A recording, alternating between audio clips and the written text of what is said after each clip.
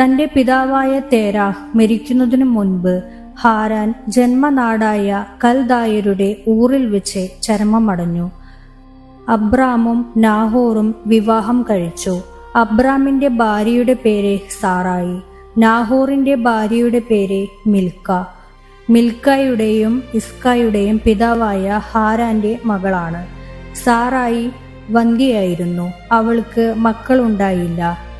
തേരാഹ് കൽദായരുടെ ഊറിൽ നിന്ന് കാനാൻ ദേശത്തേക്ക് യാത്ര പുറപ്പെട്ടു.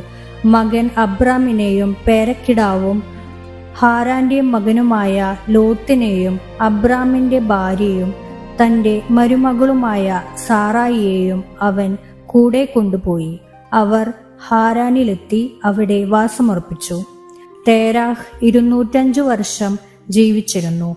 അവൻ ഹാരാനിൽ വെച്ച് മൃതിയടഞ്ഞു.